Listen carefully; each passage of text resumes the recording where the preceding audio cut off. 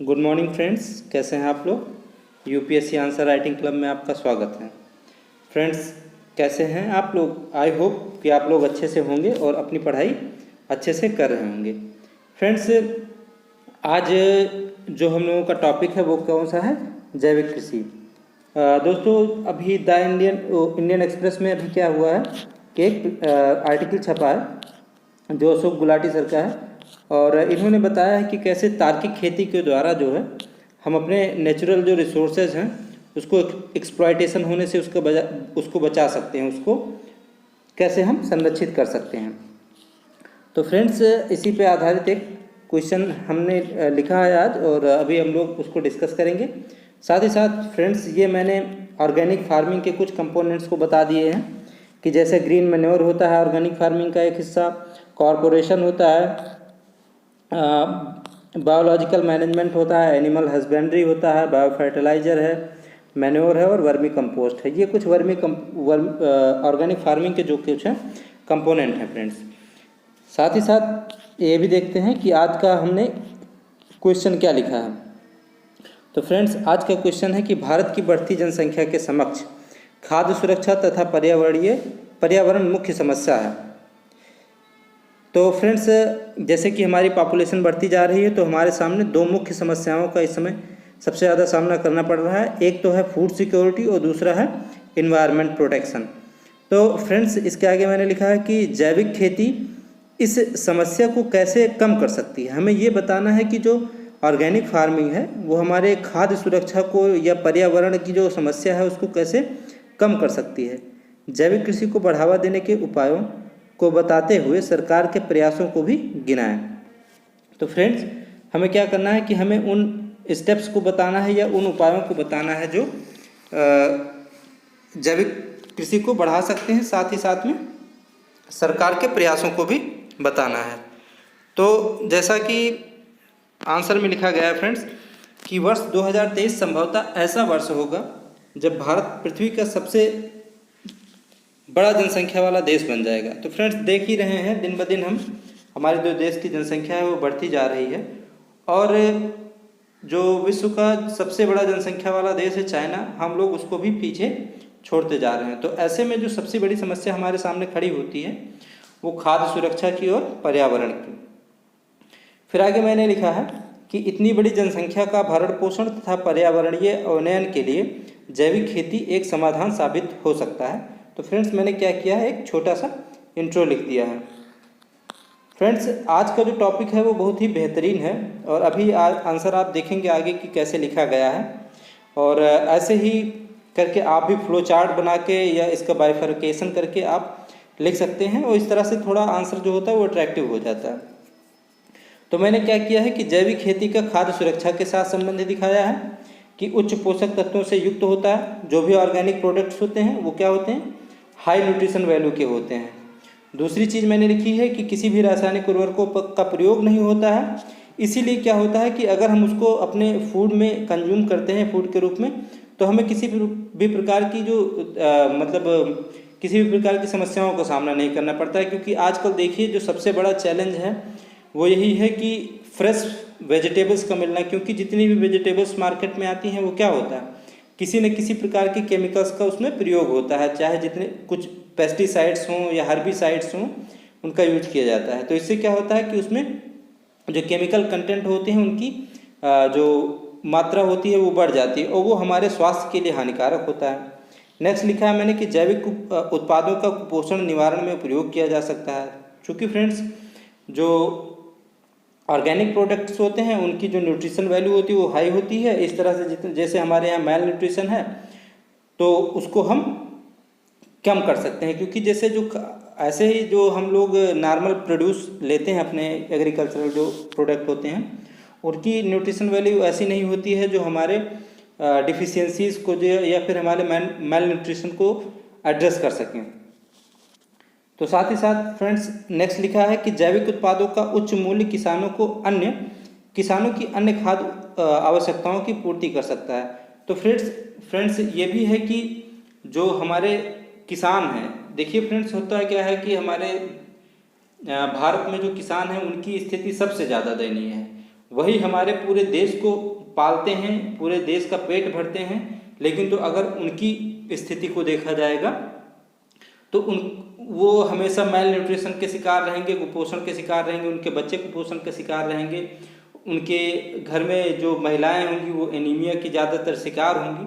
तो ये इन सारी चीज़ों को अगर हम देखें तो क्या है फ्रेंड्स कि अगर एक तरह से किसान जो है अगर ऑर्गेनिक फार्मिंग करते हैं तो चूँकि इनकी जो प्राइस होती है, जो ऑर्गेनिक एग्रीकल्चरल प्रोड्यूस होते हैं, इनकी जो वैल्यू होती है, इनका जो बाज़ार में जो मूल्य होता है वो उच्च होता है, ज़्यादा होता है। तो उससे क्या होता है कि किसानों की जो आय बढ़ेगी, और किसानों की अगर आय बढ़ गई तो क्या होगा कि वो अपनी अन्य जो खाद्य की ज़रूरतें हैं वो पूरा कर सकते हैं। तो इस तरह से मैंने फ्रेंड्स क्या किया है कि जैविक खेती का खाद्य सुरक्षा के साथ एक संबंध दिखा दिया है। नेक्स्ट फ्रेंड, अभी हम लोग देखते हैं कि जैविक खेती का पर्यावरण के साथ क्या संबंध है। तो फ्रेंड्स, जैविक खेती का पर्यावरण के साथ संबंध का जो मैंने पहला पॉइंट लिखा है वो ये लिखा है कि रासायनिक उर्वरकों का कम प्रयोग जो मिट्टी की गुणवत्ता को बढ़ाता है। फ्रेंड्स, क्या हो रहा है कि दिन ब दिन हम लोग इतने ज़्यादा फर्टिलाइज़र का यूज़ कर रहे हैं कि वो हमारी जो मिट्टी की जो वास्तविक गुणवत्ता है, उसकी जो रियल क्वालिटी है वो क्या हो रही है, धीरे धीरे मरती जा रही है। इसमें हम लोग इसके क्रिटिक्स में एक चीज़ ये भी ध्यान रख सकते हैं कि गवर्नमेंट की द्वारा जो केमिकल फर्टिलाइजर्स पे दी जाने वाली सब्सिडी है वो इसको और प्रमोट करती है एक तरह से, कि हमारे सॉइल को कितने जल्दी डिग्रेड कर दिया जाए। अगर एक वे फॉरवर्ड में ये देखें कि गवर्नमेंट अगर सब्सिडीज़ को कम कर देगी, उसका वैल्यू अगर बढ़ जाएगी, उसकी प्राइस हाई हो जाएगी केमिकल फर्टिलाइज़र की, तो लोग खुद ब खुद जो ग्रीन फर्टिलाइज़र होते हैं उसकी तरफ बढ़ेंगे या वर्मी कंपोस्ट की तरफ बढ़ेंगे। तो इस तरह से क्या होता है कि हम अपने पर्यावरण को भी संरक्षित कर सकते हैं और जैविक कृषि को बढ़ावा भी दे सकते हैं।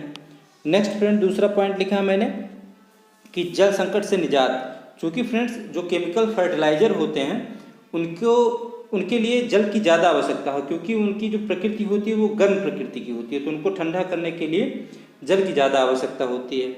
इसीलिए अगर हम ग्रीन फर्टिलाइज़र का या फिर क्या कहते हैं ऑर्गेनिक फर्टिलाइज़र का यूज करेंगे तो उससे क्या होगा कि जो हमारे खेत को जो जल की आवश्यकता होगी वो कम होगी। उदाहरण के तौर पे फ्रेंड्स, मैंने यहाँ पे एक रिपोर्ट लिख दिया है जो हमारे आंसर को और इंटरेस्टिंग और ज़्यादा ऑथेंटिक बना सकता है। मैंने लिखा है कि द वर्ल्ड रिसोर्स इंस्टीट्यूट, उसकी एक रिपोर्ट आई थी फ्रेंड्स अभी, उसने बताया कि भारत में 17 राज्य ऐसे हैं जिसमें जो जल की कमी का सामना कर रहे हैं। तो फ्रेंड्स, अगर हमारे भारत में आधे राज्य ही इस तरह से हैं जो जल की कमी से जूझ रहे हैं, तो हमको जाहिर सी बात है उन राज्यों में ऑर्गेनिक जो फार्मिंग है उसको प्रमोट करना चाहिए ताकि वो अपने जल को संरक्षित कर सके ज़्यादा से ज़्यादा। ठीक है फ्रेंड्स। नेक्स्ट मैंने लिखा है कि ग्रीन मैन्योर का प्रयोग पर्यावरण के लिए लाभदायक होता है। फ्रेंड्स, क्या होता है कि जब हम हरी खाद का प्रयोग करते हैं या ग्रीन मैन्योरिंग करते हैं या वर्मी कंपोस्ट का यूज़ करते हैं तो इससे क्या होता है कि हमारे खेत के जो इंसेक्ट्स हैं, जो जीव हैं, उनको किसी भी प्रकार का नुकसान नहीं पहुंचता, और वो जो जीव हैं हमारे खेत के, हमारे मिट्टी के, वो हमारे मिट्टी को क्षमता, उनकी गुणवत्ता को बनाए रखने के लिए सबसे ज़्यादा ज़रूरी होते हैं। केमिकल फर्टिलाइज़र डाल के हम क्या करते हैं, उनकी जो जीवन होता है, उनका जो अस्तित्व होता है वो हम ख़त्म कर देते हैं। इसीलिए बार बार हमको क्या होता है केमिकल फर्टिलाइज़र का यूज करना पड़ता है अपनी खेत के प्रोडक्टिविटी को बढ़ाने के लिए। और इसी के जगह पे अगर हम ग्रीन या फिर ऑर्गेनिक फर्टिलाइज़र का यूज़ करेंगे तो उससे क्या होगा कि वो हमारे मिट्टी में जो जीव हैं जो हमारे मिट्टी की गुणवत्ता को बढ़ाते हैं वो जिंदा रहेंगे और बार बार हमें फर्टिलाइज़र का यूज़ कम करना पड़ेगा या फिर नहीं के बराबर करना पड़ेगा। ठीक है फ्रेंड्स। इसके साथ ही नेक्स्ट मैंने लिखा है कि जो जैविक कीटनाशकों का मानव स्वास्थ्य तथा पर्यावरण पर प्रभाव नहीं पड़ता। तो जैसे फ्रेंड्स केमिकल फर्टिलाइज़र का यूज़ क्या होता है, केमिकल फर्टिलाइज़र हम डालते हैं तो उससे जो जितने भी जीव होते हैं मिट्टी के वो मर जाते हैं, साथ ही साथ में उस केमिकल फर्टिलाइज़र का यूज किया हुआ जो प्रोडक्ट होता है, जो सब्जियां होती हैं, जो फल होते हैं, जब हम उनको इनटेक करते हैं, उनको जब हम खाते हैं तो उससे क्या होता है विभिन्न प्रकार की परेशानियां या फिर बीमारियां जो है हमारे शरीर में जन्म ले लेती हैं। एक रिसर्च ये भी बताती है फ्रेंड्स कि ये जो केमिकल फर्टिलाइज़र होते हैं ये कैंसर का एक कारण बनती जा रही हैं। तो फ्रेंड्स ये क्या किया है कि मैंने आप लोगों के सामने दो तरह के बता दिए, एक जैविक खेती का खाद्य सुरक्षा से संबंध बता दिया और दूसरा जैविक खेती का पर्यावरण से संबंध बता दिया। अब फ्रेंड्स जो है हम क्वेश्चन के नेक्स्ट पार्ट में चलते हैं कि उपरोक्त विश्लेषण भारत में जैविक कृषि की उपयोगिता को बताते हैं, अतः इसे बढ़ाने के लिए निम्न उपाय किए जा सकते हैं। तो फ्रेंड्स अब हम वे फॉरवर्ड की तरफ चल रहे हैं कि कौन कौन से ऐसे स्टेप्स उठाए जा सकते हैं जो हमारे यहाँ ऑर्गेनिक फार्मिंग को बढ़ावा दें। तो दोस्तों मैंने इसमें क्या किया है कि एक फ्लो चार्ट के रूप में समझाने की कोशिश की है कि कैसे कैसे विभिन्न स्तरों पर हम जैविक कृषि को बढ़ावा दे सकते हैं। तो जैसे फ्रेंड्स मैंने क्या किया है, सरकारी स्तर पर मैंने क्या बताया कि सरकारी स्तर पर विभिन्न प्रकार की योजनाएं लाई जानी चाहिए, साथ ही साथ में उनका बेहतर क्रियान्वयन किया जाना चाहिए।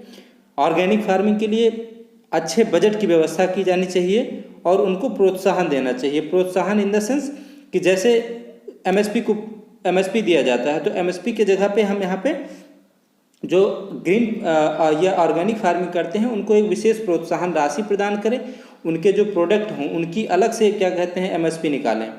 ठीक है फ्रेंड्स, तो इस तरह से मैंने क्या किया कि सरकारी स्तर पर 4 चीज़ों को बता दिया। फिर किसान स्तर पर क्या किया कि किसान स्तर पर ऑर्गेनिक फार्मिंग करने के लिए उनको एक प्रशिक्षण दिया जाना चाहिए बेहतरीन, कि उनको सारी चीज़ों के बारे में बताना चाहिए कि ग्रीन या ऑर्गेनिक फार्मिंग क्या है और ऑर्गेनिक फार्मिंग कैसे की जाती है, इसके लिए कौन कौन से स्टेप्स उठाने चाहिए, या फिर कौन कौन से इंस्टीट्यूशंस ऐसे हैं जो उनको ऑर्गेनिक फार्मिंग में सहयोग दे सकते हैं। दूसरा उसके महत्व को भी बताना चाहिए कि ऑर्गेनिक फार्मिंग करके वो न केवल अपने आय को सुनिश्चित कर सकते हैं या फिर अपने मिट्टी, अपने ज़मीन, अपने क्या कहते हैं धरती माँ को सुरक्षित कर सकते हैं, बल्कि वो पर्यावरण को भी सुरक्षित कर सकते हैं। मतलब ऐसा समझ लीजिए कि जो हमारे जो संविधान में हमारे जो मौलिक कर्तव्य दिए हुए हैं, एक तरह से वो अपने मौलिक कर्तव्य का भी पालन कर सकते हैं। तो फ्रेंड्स इस तरह से अगर हम यहाँ पे क्या करें कि इसके महत्व को बताते समय अगर हम देखें फ्रेंड्स, देखिए मैंने क्या किया है कि इसको पॉलिटी से भी लिंक कर दिया है कि जो हमारा मौलिक कर्तव्य है वो भी किसान स्तर पर अगर हम उसको लोगों को उसको समझाएं कि ये हमारा कर्तव्य है कि हम अपने पर्यावरण को संरक्षित करें, तो क्या है फ्रेंड्स कि इस तरह से हम अपने आंसर को और रिच कर सकते हैं।